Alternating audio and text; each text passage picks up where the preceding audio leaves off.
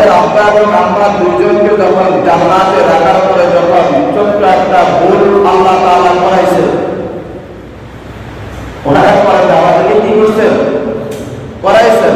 আমাদের আল্লাহ সুবহানাহু ওয়া তাআলা দুইজনকে ভুলটা করার পরে যখন দুইজনকে দুই জায়গায় রেখে দিলেন, হাদিস শরীফে আছে দুইজনের দোয়া কবুলের মাধ্যমে এই দিন দুইজনকে জমা করছেন। এই জন্য এই দিনের নামকরণ করা হয়েছে কি? জুমআ। আরেকটা রওয়ায়াত আছে, একটা প্রসিদ্ধ রওয়ায়াত,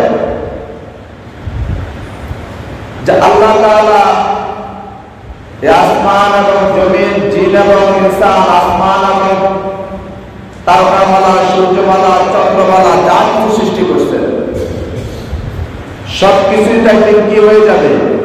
ধ্বংস হয়ে যাবে। কি হয়ে যাবে? ধ্বংস হয়ে যাবে। এই ধ্বংস হওয়ার পরে যেই দিন আবার সবাইকে একত্রিত করা হবে, হাসরের ময়দান যখন কায়েম হবে, হাসরের মাঠ যখন কি হয়ে যাবে? কায়েম হবে, সবাই যখন জমা হবে এক জায়গায়, ওই দিনের নামের সম্মানার্থে আল্লাহ তাআলা এই দিনকে নামকরণ করা হয়েছে জুমআ। এই দিনের গুরুত্ব আছে কি নাই? আছে, কিন্তু আমরা এটার মর্ম বুঝি না। এখন আল্লাহ তাআলা বললেন জুমআ, আমরা বললাম জুমআ, মিলছে নাকি? আল্লাহ তাআলা বলেন ওয়া মা খালাকতুল জিন্না ওয়াল ইনসা ইল্লা লিয়াবুদুন।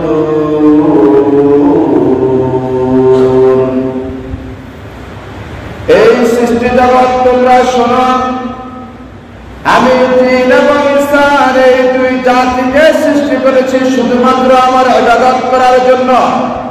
কি করার জন্য? আমার ইবাদত করার জন্য। জিন এবং ইনসান এই দুই জাতিকে আমি সৃষ্টি করেছি। সৃষ্টিকার আল্লাহ সুবহানাহু ওয়া তাআলা। কোনো সন্দেহ আছে? কোনো সন্দেহ নাই।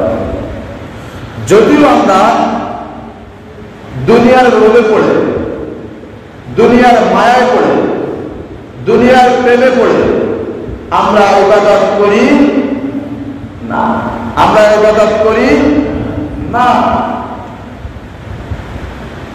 যদি আমরা ইবাদত করতাম, যদি আমরা ইবাদত মানতাম, যদি আমরা ইবাদত স্বীকার করতাম, তাহলে আল্লাহর এই বান্দা বান্দীগুলা বেনামাজি থাকতে পারত? যাদের উপরে কুরবানি ওয়াজিব হয়েছে, যাদের উপরে কুরবানি ওয়াজিব হয়েছে, কুরবানি না দিয়ে থাকতে পারত?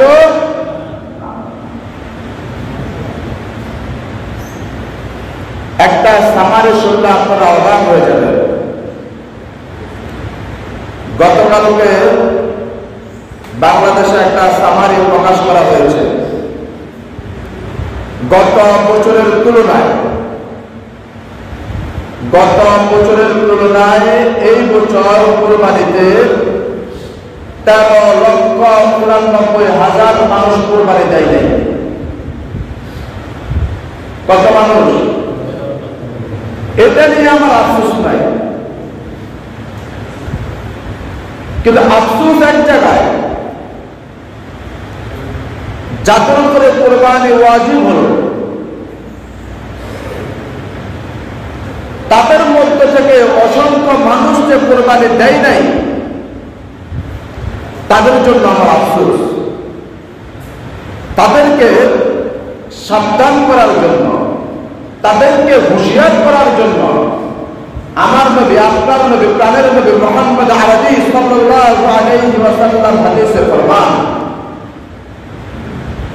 যার উপরে কুরবানি ওয়াজিব হলো, কুরবানি করার সামর্থ্য আছে, কুরবানি করার সমস্ত মাল তার কাছে আছে, কিন্তু সে কুরবানি দিল না, আমি রাসূল তাকে ঘোষণা দিচ্ছি, আমি রাসূল তাকে হুঁশিয়ার করে দিচ্ছি, সে যেন আমার ঈদগাহে না আসে।